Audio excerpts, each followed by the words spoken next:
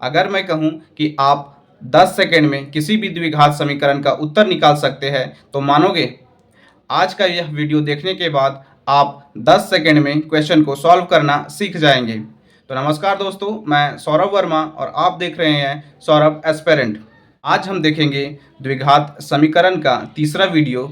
अगर आपने पहले का वीडियो 1 और वीडियो 2 नहीं देखा है तो पहले उसे जा कर के देख ले, क्योंकि आज का जो कंसेप्ट है वो पहले वाले वीडियो पर ही बेस्ड है। तो चलिए बिना देर करते हुए आज का यह वीडियो हम लोग स्टार्ट करते हैं। प्रश्नावली 4.2 का क्वेश्चन नंबर फर्स्ट है कि गुणनखंड विधि से निम्न द्विघात समीकरणों के मूल ज्ञात कीजिए। ठीक है, अगर आपको याद होगा तो पहले ही क्लास में हम लोगों ने गुणनखंड विधि से उसको सॉल्व करना सीख लिया था कि कैसे हम लोग गुणनखंड विधि से कोई द्विघात समीकरण को सॉल्व करते हैं। अगर आपने वो वीडियो नहीं देखा है तो ऊपर आई बटन में पिन कर दे रहा हूँ, वहाँ से आप देख सकते हैं। ठीक है, तो ये है हमारा एनसीईआरटी में टोटल 6 ही क्वेश्चन है। ठीक है, तो चलिए अब इसको हम लोग एक एक करके सारे क्वेश्चन को सॉल्व करते हैं। तो पहला क्वेश्चन में हमारा क्या है कि गुणनखंड विधि से ये सारा को हम लोगों को सॉल्व करना है। ठीक है, तो चलिए अब इसको एक एक करके सॉल्व करते हैं। तो फर्स्ट हमारा क्या है, x square minus 3x minus 10 equal to 0। ठीक है, अगर आपको याद होगा, ठीक है, तो हम लोग क्या करते थे, ये फर्स्ट वाला जो टर्म है और ये जो लास्ट वाला टर्म है, ठीक है, तो फर्स्ट वाले टर्म और लास्ट वाले टर्म को हम लोग क्या करते थे, गुणा करते थे। ठीक है, तो जब फर्स्ट और लास्ट वाले टर्म को हम लोग गुणा करते थे, ठीक है, तो यहाँ क्या आ जाता था, 10 आ गया। ठीक है, अब 10 का हम लोग कोई एक ऐसा फैक्टर ढूंढते थे, यानी कि एक ऐसा गुणनखंड ढूंढते थे, ठीक है, जिसको क्या करने पर, या तो जोड़ने पर या फिर घटाने पर ये -3 के इक्वल आ जाना चाहिए था। ठीक है, तो वैसा हम लोग कोई गुणनखंड ढूंढते हैं। ठीक है, तो चलिए जैसे हो गया ये 2 हो गया और ये 5 हो गया। ठीक है, तो 2 में से हम 5 को माइनस करेंगे तो ये माइनस का 3 आ जाएगा। ठीक है, यानी कि इसको 2 और 5 में ब्रेक करना है। ठीक है, तो चलिए इसको हम लोग ब्रेक करते हैं, इसको थोड़ा सा इरेज कर लेते हैं। ठीक है, अब चलिए इसको सॉल्व करते हैं। अब इसको हम लोग क्या लिख सकते हैं, ये जो एक्स स्क्वायर है इसको हम लोग एक्स स्क्वायर का एक्स स्क्वायर ही रहने देते हैं। ठीक है, अब अभी हमने देखा था क्या कि जब हम लोग 10 का फैक्टर किए थे, ठीक है, यानी कि 10 का गुणनखंड किए थे, तो ये हमारा 2 फैक्टर में टूटा था, 2 और 5 की। ठीक है, तो यही हम 2 और 5 के फैक्टर में इसको ब्रेक कर लेते हैं। तो यहाँ से क्या हो जाएगा, 2x और माइनस का ये 5x। ठीक है,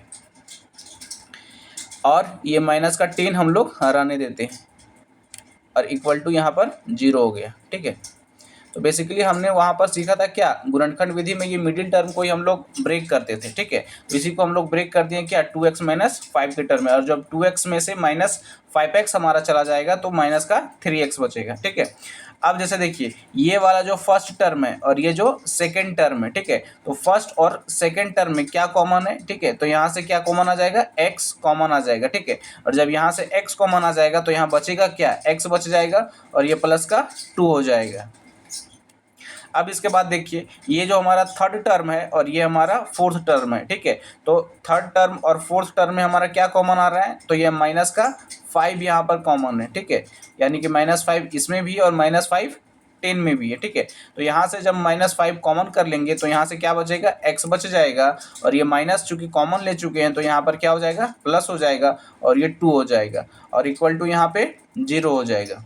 ठीक, अब इसके आगे बढ़ते हैं। तो देखिए ये वाले टर्म में और ये वाला टर्म में, ठीक है, x+2 दोनों में है, तो x+2 यहाँ से हम लोग फिर कॉमन कर लेंगे। तो x+2 जब यहाँ से हम लोग कॉमन करेंगे तो यहाँ हमारा बच जाएगा क्या, इस वाले टर्म में हमारा x बचेगा और इस वाले टर्म में हमारा माइनस का 5 बच जाएगा और इक्वल टू 0। ठीक है, अब यहाँ से एक बार हम लोग क्या करेंगे, 0 के साथ इक्वेट कर देंगे x+2 को, और एक बार ये -5 के साथ। ठीक है, तो यहाँ x -5 को एक बार 0 के साथ यहाँ इक्वेट कर देंगे। ठीक, अब इसके बाद देखिए यहाँ से इसको सिंपली सॉल्व कर लेंगे तो यहाँ से x इक्वल टू क्या आ जाएगा, माइनस का 2 आ जाएगा, और यहाँ जब इसको सॉल्व करेंगे तो x इक्वल टू 5 आ जाएगा। ठीक, तो इस तरह करके हम लोग क्या करेंगे, कोई भी द्विघात समीकरण को गुणनखंड विधि से सॉल्व करते हैं। ठीक है, अब चलिए इसको सेकंड वाला को हम लोग सॉल्व करते हैं, ठीक है। तो सेकंड वाला भी इसी तरह है, 2x² plus x minus 6 equal to 0 है, ठीक है। तो जब ये दोनों को हम लोग मल्टीप्लाई करेंगे, ठीक है, ये दोनों को मल्टीप्लाई करेंगे तो कितना आएगा, 12 आ जाएगा, ठीक है। अब 12 का ऐसा फैक्टर ढूंढना है जिसको या तो जोड़ने पर या फिर घटाने पर क्या आना चाहिए, 1 आना चाहिए। यहाँ कुछ नहीं है तो क्या है, 1 है, ठीक है। तो 1 के इक्वल आना चाहिए। तो सोचिए क्या वैसा हम लोग गुणनखंड इसका कर सकते हैं, ठीक है। तो ये 3 हो जाएगा और ये 4 हो जाएगा, ठीक है। तो जब 4 माइनस का 3 करेंगे तो यहाँ 1 बच जाएगा, ठीक है। तो यही हमको फैक्टर लेना होगा, 3 और 4 फैक्टर लेना होगा, ठीक है। अब चलिए इसको सॉल्व करते हैं। तो फर्स्ट वाला जो टर्म है उसको जैसा है उसको वैसा ही रहने देंगे, ठीक है। तो यहाँ हमारा क्या है, 2x² है, तो यहाँ हम लोग लिख लेते हैं 2x²। अब हम लोग बीच वाले टर्म को तोड़ते थे, ठीक है। तो यहाँ पर इसको लिखेंगे क्या, प्लस का 4x और माइनस का 3x। अब -6 इक्वल टू 0 हो गया, ठीक।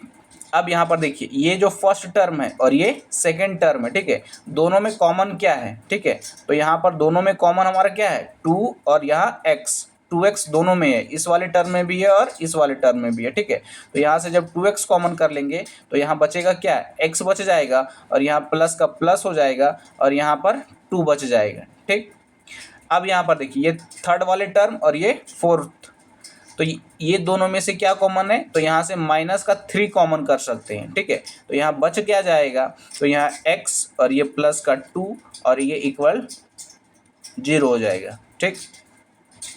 अब इसके आगे देखिए हम लोग कैसे सॉल्व करते हैं। अब यहाँ से हम लोग क्या करेंगे, ये जो हमारा टर्म है, ठीक है, यहाँ और ये जो टर्म है, ठीक है, यहाँ पर दोनों में हमारा x प्लस 2 कॉमन है, तो यहाँ से x प्लस 2 को हम लोग कॉमन कर लेंगे, ठीक। अब यहाँ बच क्या जाएगा, तो 2x माइनस का 3 इक्वल टू 0 बच जाएगा, ठीक है।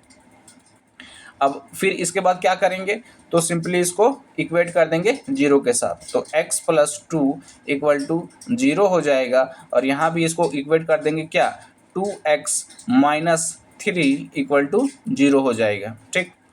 अब यहाँ से सिंपली इसको सॉल्व कर देंगे तो यहाँ से x इक्वल टू क्या आ जाएगा, माइनस का 2 आ जाएगा और यहाँ से अगर इसको सॉल्व करेंगे तो ये 2x हो जाएगा और जब -3 को इक्वल के उस साइड ले जाएंगे तो इधर +3 हो जाएगा और यहाँ से x का वैल्यू निकालेंगे तो ये माइनस नहीं हो जाएगा, 3/2 हो जाएगा, ठीक है। तो यहाँ इस तरह करके हम लोग इसको सॉल्व कर सकते हैं, ठीक है। अब चलिए इसके आगे हम लोग चलते हैं। तो यहाँ पर क्वेश्चन नंबर 3 है क्या, under root x² plus 7x plus 5 under root 2 equal to 0, ठीक है। तो सबसे पहले क्या करेंगे, फर्स्ट टर्म और लास्ट टर्म को मल्टीप्लाई कर देंगे, ठीक है। तो फर्स्ट टर्म हमारा क्या है, अंडर रूट 2 है और जो लास्ट टर्म है हमारा, ठीक है, ये 5 अंडर रूट 2 है, ठीक है। तो जब दोनों को मल्टीप्लाई करेंगे, ठीक है, तो ये क्या हो जाएगा, 5 और अंडर रूट 4 हो जाएगा, ठीक है। और जब अंडर रूट 4 को हम लोग बाहर करेंगे तो यहाँ से क्या आ जाएगा, 2 आ जाएगा, ठीक। अब 5 2 जा क्या हो जाएगा, 10 हो जाएगा, ठीक है। अब 10 का हम लोग दो ऐसा फैक्टर ढूंढना है, दो ऐसा गुणनखंड ढूंढना है, ठीक है, जिसको या तो जोड़ने पर या तो घटाने पर क्या आना चाहिए, 7 आना चाहिए, ठीक है। तो दो फैक्टर हमारा क्या हो जाएगा, 2 और ये 5 हो जाएगा, ठीक है। तो 2 और 5 को जब हम लोग जोड़ेंगे तो ये 7 के इक्वल आ जाएगा, ठीक है। तो यही हम लोग दो फैक्टर लेंगे। तो चलिए अब इसको हम लोग सॉल्व करते हैं। तो यहाँ पर हम लोग इसको क्या करेंगे, ये जो है इसको हम लोग जैसा है वैसा ही लिख लेते हैं, अंडर रूट 2x² प्लस इसको हम लोग क्या करेंगे, 2x और 5x में ब्रेक किए थे, ठीक है। यही इसका दो गुणनखंड हम लोग को मिला था और यहाँ पर हो जाएगा क्या, plus 5 under root 2 equal to 0 हो जाएगा। अब इसके बाद देखिए यहाँ पर अंडर रूट 2x है, यहाँ भी अंडर रूट 2x हम लोग कॉमन कर सकते हैं। तो यहाँ से हम लोग क्या करेंगे, अंडर रूट 2x कॉमन कर लेंगे, ठीक है। अब जब हम लोग अंडर रूट 2 को अंडर रूट 2 के साथ जब मल्टीप्लाई करते हैं, ठीक है, तब हमारा रिजल्ट क्या आता है, 2 आता है, ठीक है। तो यहाँ भी क्या करेंगे, under root 2 into under root 2, यानी कि 2 अंडर रूट 2 होता है किस में, 2। तो यहाँ पर एक अंडर रूट यहाँ पर कॉमन कर लिए हैं, ठीक है। तो यहाँ बच क्या जाएगा, यहाँ x बच जाएगा और यहाँ पर प्लस का अंडर रूट 2 बच जाएगा, ठीक। अब सिंपली यहाँ पर हम लोग कॉमन करेंगे, तो यहाँ पर दोनों देखिए, थर्ड वाले टर्म में और फोर्थ वाले टर्म में 5 दोनों में कॉमन है, तो यहाँ से हम लोग 5 कॉमन कर लेंगे। तो यहाँ से बचेगा क्या, x plus under root 2 equal to 0 हो जाएगा। अब चलिए इसके आगे देखते हैं। अब यहाँ से देखिए, इस वाले टर्म में भी x प्लस रूट 2 है और यहाँ भी x प्लस रूट 2 है। तो यहाँ से x प्लस रूट 2 को हम लोग कॉमन कर लेंगे। तो यहाँ से जब x प्लस रूट 2 को यहाँ कॉमन करेंगे तो हमारा बचेगा क्या, अंडर रूट 2x प्लस का 5 बचेगा इक्वल टू 0 हो जाएगा, ठीक। अब यहाँ से क्या करेंगे, सिंपली इसको सॉल्व करेंगे। तो यहाँ से क्या हो जाएगा, एक बार इसको हम लोग 0 के साथ इक्वेट करेंगे, तो ये x प्लस अंडर रूट 2 हो जाएगा इक्वल टू 0 हो जाएगा। और एक बार हम लोग इसको under root 2x plus 5 equal to 0 को इक्वेट करेंगे। तो जब दोनों को इक्वेट कर देंगे तो यहाँ से हमारा रिजल्ट क्या आ जाएगा, x इक्वल टू माइनस का अंडर रूट 2 आ जाएगा। और यहाँ से हमारा इसको सॉल्व करेंगे तो यहाँ पर क्या हो जाएगा, 2x। अब ये हमारा हो जाएगा 2x इक्वल टू यहाँ से माइनस का 5 हो जाएगा, ठीक। अब यहाँ से x का वैल्यू निकालेंगे तो क्या हो जाएगा, -5 बाई अंडर रूट 2 आ जाएगा, ठीक।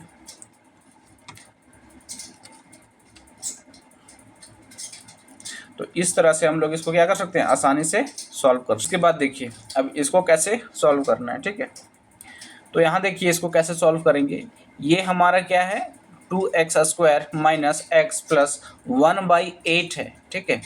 तो यहाँ 1/8 है, तो हम लोग क्या करेंगे, 8 से सारे टर्म में मल्टीप्लाई करेंगे। 8 से इसमें भी कर देंगे, 8 से इसमें भी करेंगे, 8 से इसमें भी करेंगे, ठीक है। 8 से इस साइड भी करेंगे। तो जब दोनों साइड 8 से मल्टीप्लाई कर देंगे, ठीक है, 8 से जब मल्टीप्लाई करेंगे तो यहाँ पर क्या हो जाएगा, जब इसमें मल्टीप्लाई करेंगे तो 8 दूनी 16, ठीक है, 16x प्लस, और जब इसमें 8 से गुना करेंगे तो यहाँ क्या हो जाएगा, 8x। इसमें करेंगे तो प्लस का 1 हो जाएगा, 8/8, ठीक है, क्या होगा, 1 हो जाएगा। और यहाँ जब 0 को 8 से गुना करेंगे तो यहाँ 0 हो जाएगा, ठीक है। तो फाइनली अब हमारा ये इक्वेशन बन गया है, ठीक है, ये हमारा समीकरण बन गया। अब इसको हम लोग सॉल्व करना है, ठीक है। तो जब इसको हम लोग मल्टीप्लाई करेंगे, ठीक है, फर्स्ट वाले टर्म और लास्ट वाले टर्म को, तो क्या आ जाएगा, 16 आ जाएगा, ठीक है। और 16 का ऐसा 2 फैक्टर ढूंढेंगे जिसको या तो जोड़ने पर या फिर घटाने पर क्या आना चाहिए, माइनस का 8 आ जाना चाहिए, ठीक है। तो ढूंढिए वैसा कौन सा फैक्टर है, ठीक है। तो यहाँ पर देखिए ये 4 और ये 4, ठीक है, 4 और 4 को हम लोग जब गुना करेंगे तो ये 16 आ जाएगा। और ये -4 और -4 को जब हम लोग ऐड करेंगे तो माइनस का 8 आ जाएगा, ठीक है। तो इसका 2 फैक्टर -4 और -4 होगा, ठीक है। तो चलिए इसको थोड़ा सा इरेज कर लेते हैं, उसके बाद आगे देखते हैं। अब यहाँ पर इसको सॉल्व करते हैं। तो यहाँ पर हमारा क्या हो जाएगा, ये 16x² जैसा है उसको वैसा ही हम लोग लिख देंगे। तो ये 16x² है, ठीक है। अब यहाँ पर इसको क्या लिखेंगे, मिडिल वाले टर्म को हम लोग ब्रेक किए थे, तो यहाँ -4x और ये -4x में ब्रेक करेंगे। और यहाँ प्लस का 1 है तो 1 लिख देंगे इक्वल टू यहाँ 0 हो जाएगा। अब इसके आगे देखिए, यहाँ पर देखिए फर्स्ट वाले टर्म और ये सेकेंड वाला टर्म में 4x कॉमन है, तो यहाँ 4x कॉमन कर लेंगे तो यहाँ रिजल्ट क्या बचेगा, ये 4x यहाँ पर बच जाएगा और ये माइनस का 1 यहाँ बच जाएगा, ठीक। उसी तरह इस वाले टर्म में और इस वाले टर्म में, ठीक है, कॉमन कुछ भी नहीं है, ठीक है, कुछ भी नहीं है तो यहाँ -1 कॉमन कर लेते हैं। तो यहाँ पर क्या होगा, 4x माइनस का 1 इक्वल टू यहाँ हो जाएगा 0, ठीक है। अब इसके आगे देखते हैं। अब यहाँ से जब इसको सॉल्व करेंगे तो यहाँ 4x माइनस 1 यहाँ भी है, 4x माइनस यहाँ भी है, तो यहाँ लिखेंगे क्या 4x माइनस 1 इक्वल, यहाँ पर कॉमन कर रहे हैं ना, सॉरी कॉमन कर लेंगे यहाँ, तो यहाँ बचेगा क्या, यहाँ भी बचेगा क्या 4x माइनस का 1 ही बचेगा, ठीक है, इक्वल टू 0 हो जाएगा, ठीक है। अब इसके बाद देखेंगे, एक बार इसको इक्वेट कर देंगे क्या 0 के साथ, तो 4x माइनस का 1 इक्वल टू 0, ठीक। इस वाले टर्म को भी 0 के साथ इक्वेट करेंगे तो 4x माइनस 1 इक्वल टू 0 हो जाएगा। तो सिंपली इसको सॉल्व करेंगे तो यहाँ से 4x इक्वल टू क्या हो जाएगा, इधर चला जाएगा तो ये 1 हो जाएगा, और इस यहाँ भी ये इक्वल के इस साइड आ जाएगा तो ये 1 हो जाएगा। अब यहाँ से x इक्वल टू 1/4 हो जाएगा। अब यहाँ से इसको भी सॉल्व करेंगे तो ये x इक्वल टू 1/4 हो जाएगा, ठीक। तो ये सब कुछ तरीका था, ठीक है, जिससे हम लोग क्या कर सकते थे, कोई भी द्विघात समीकरण को गुणनखंड विधि से सॉल्व कर सकते थे, ठीक है। अब चलिए एक ट्रिक बताते हैं जिससे 10 सेकंड में आप इस क्वेश्चन को कैसे सॉल्व कर लेते हैं, ठीक है।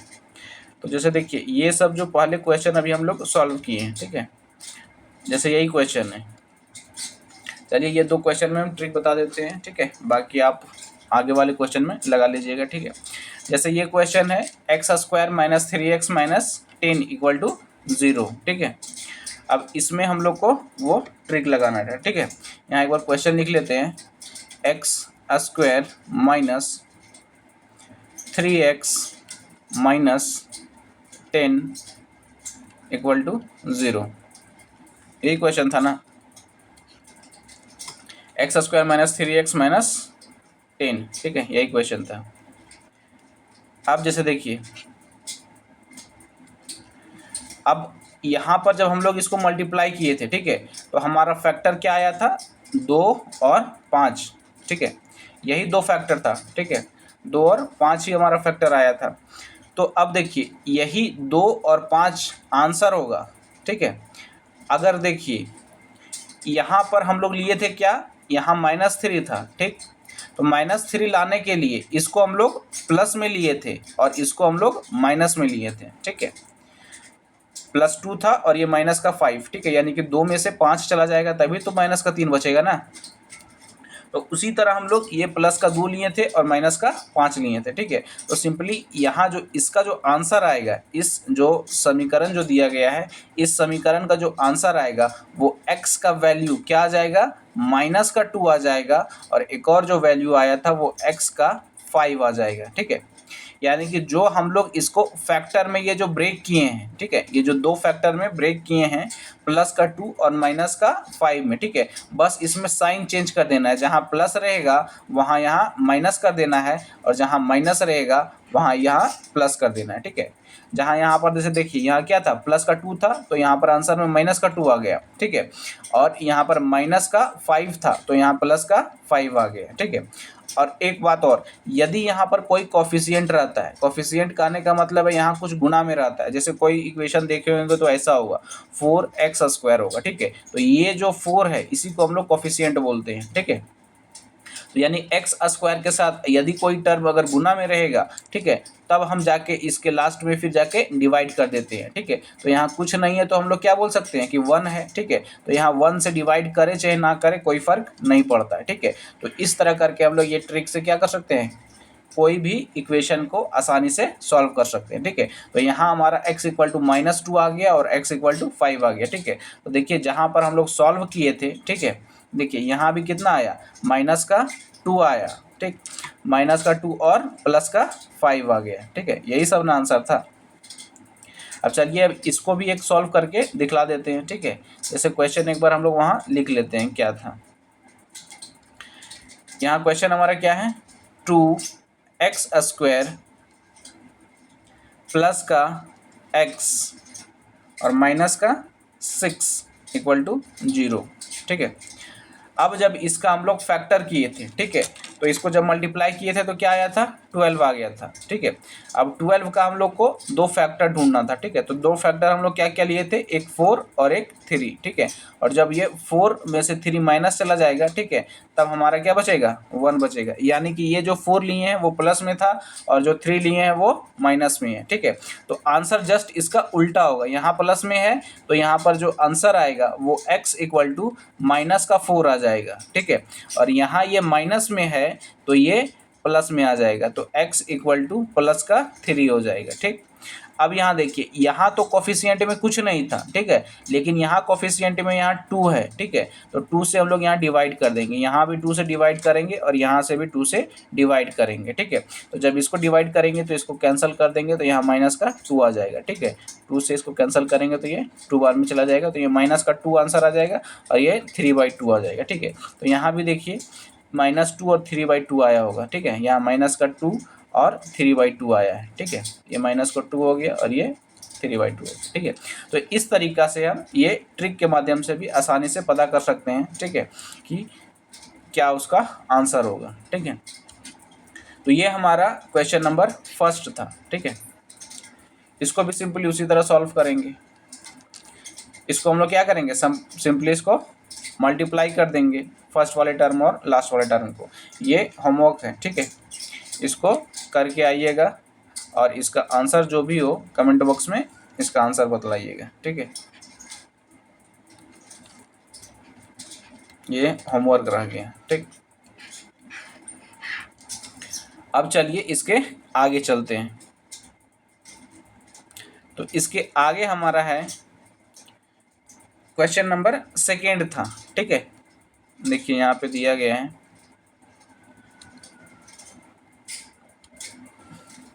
क्वेश्चन नंबर 2 में क्या था कि उदाहरण 1 में दी गई समस्याओं को हल कीजिए, ठीक है। यानी कि उदाहरण 1 में जो भी क्वेश्चन दिया गया था उसको हमको क्या करना है, सॉल्व करना है, ठीक है। तो उदाहरण 1 में यही सब क्वेश्चन दिया गया है, ठीक है। देखिए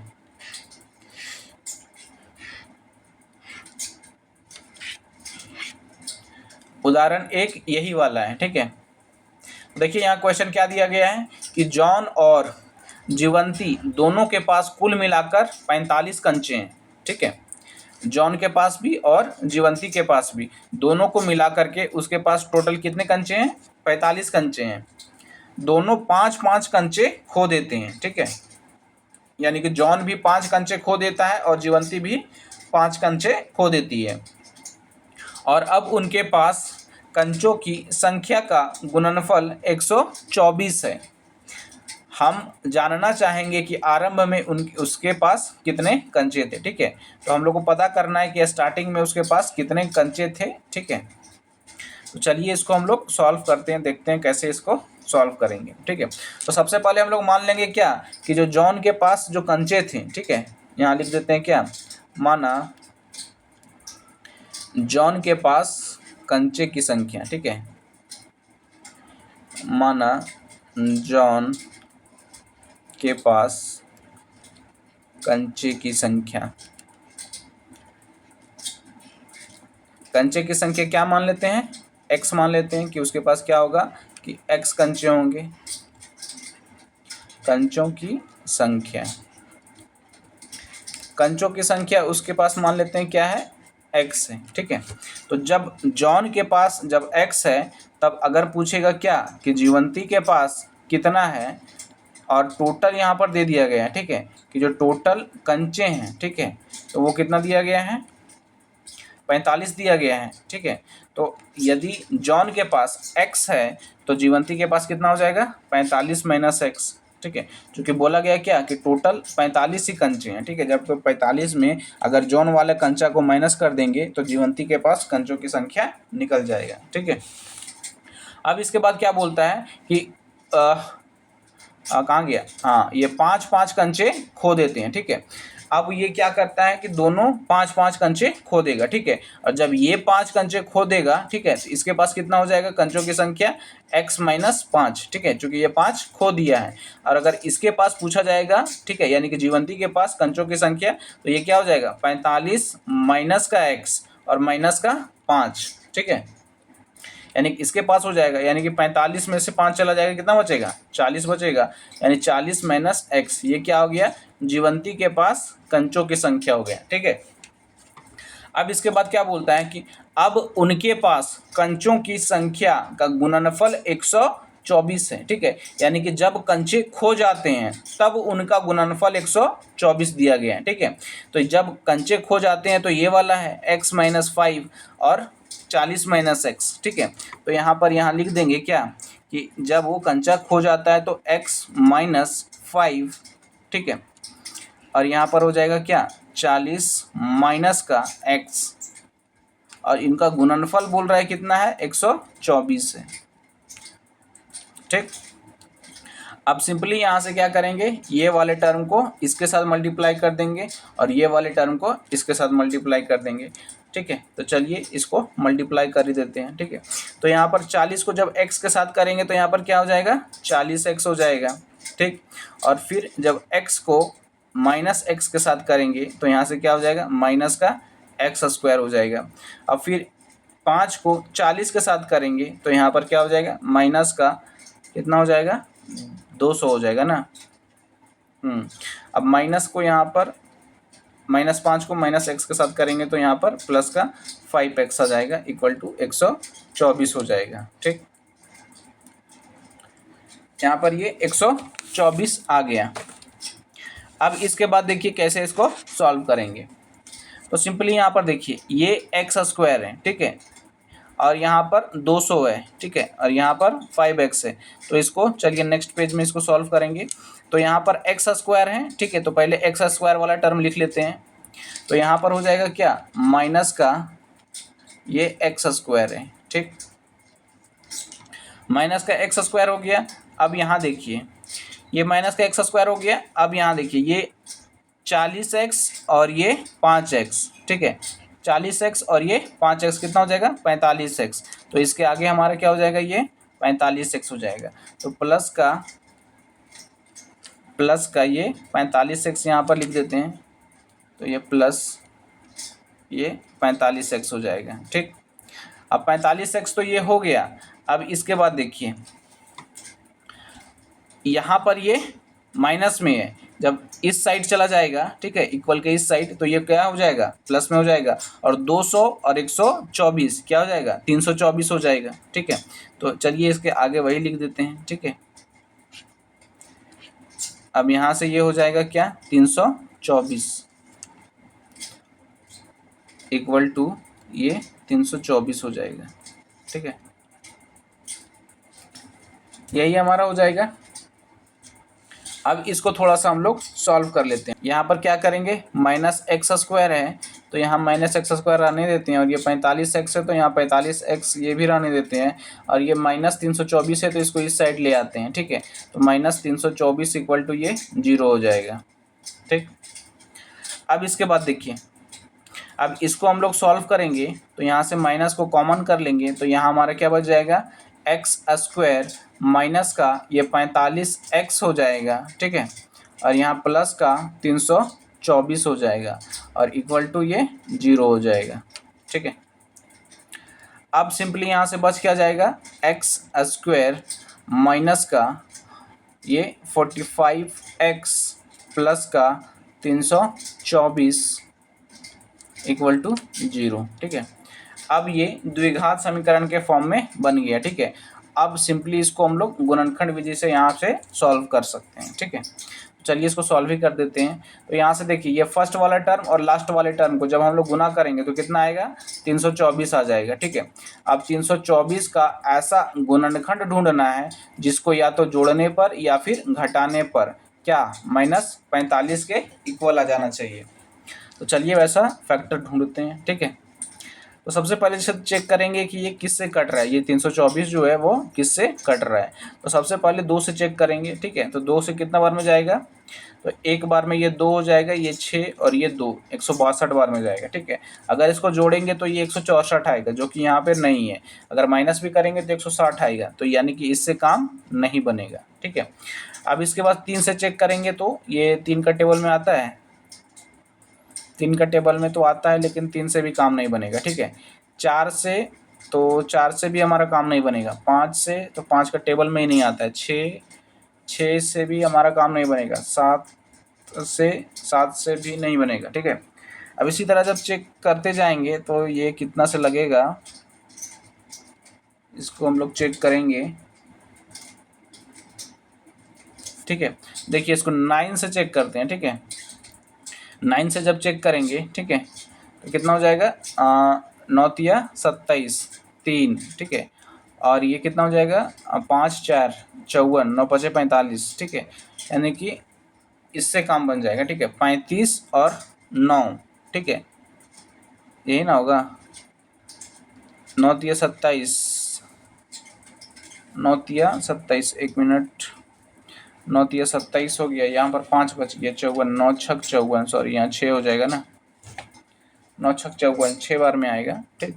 तो यहाँ 9 और ये 36 होगा, ठीक है। तो जब दोनों को ऐड करेंगे, ठीक है, तब हमारा क्या आ जाएगा, 45 आ जाएगा, ठीक है। तो इसी तरह हम लोग को चेक करते जाना है और ये फैक्टर ढूंढना है, ठीक है। चलिए अब इसको आगे देखते हैं। तो यहाँ एक्स स्क्वायर हो जाएगा, ठीक। अब यहाँ से लिखेंगे क्या, माइनस का 9x और ये माइनस का 36x, ठीक है, और ये प्लस का 324 इक्वल टू 0 हो जाएगा। अब यहाँ से सिंपली क्या करेंगे, x को कॉमन करेंगे, तो यहाँ से बचेगा क्या, x माइनस का 9 बचेगा, ठीक है। अब यहाँ से देखिए क्या कॉमन करें, तो यहाँ भी देखिए 36 है, ये 36 का मल्टीपल है, ठीक है। जब 36 का टेबल 9 बार पढ़ेंगे, ठीक है, तो ये 324 आ जाएगा, ठीक है। तो यहाँ से हम लोग 36 कॉमन कर लेंगे, तो यहाँ से हमारे क्या आ जाएगा, x माइनस का 9 इक्वल टू 0 आ जाएगा, ठीक। अब यहाँ से देखिए x माइनस 9 यहाँ भी है, x माइनस 9 यहाँ भी है, तो यहाँ से भी हम लोग कॉमन कर लेंगे। तो x माइनस जब 9 यहाँ से कॉमन करेंगे तो यहाँ बचेगा क्या, x माइनस 36 इक्वल टू 0, ठीक है। अब इसको जब सॉल्व करेंगे तो x माइनस 9 इक्वल टू 0 हो जाएगा और x माइनस 36 इक्वल टू 0 हो जाएगा। अब इसको सिंपली हम लोग सॉल्व कर देंगे तो x इक्वल टू यहाँ से 9 हो जाएगा और ये x इक्वल टू यहाँ पे 36 हो जाएगा, ठीक है। तो यही हमारा आंसर हो जाएगा, ठीक है। तो चलिए अब इसके आगे देखते हैं। क्वेश्चन होमवर्क में दे रहे हैं, ठीक है, इसको आप लोग सॉल्व कीजिएगा और अगर सॉल्व नहीं होता है तो कमेंट बॉक्स में इसको बताइएगा, ठीक है। फिर हम लोग नेक्स्ट वीडियो में इसको सॉल्व करेंगे यहीं से, ठीक है। तो आज के लिए बस इतना ही, मिलते हैं नेक्स्ट वीडियो में। अगर ये वीडियो पसंद आए तो अपने दोस्तों के साथ शेयर ज़रूर कीजिएगा और लाइक सब्सक्राइब ज़रूर कीजिएगा, ठीक है। मिलते हैं नेक्स्ट वीडियो में।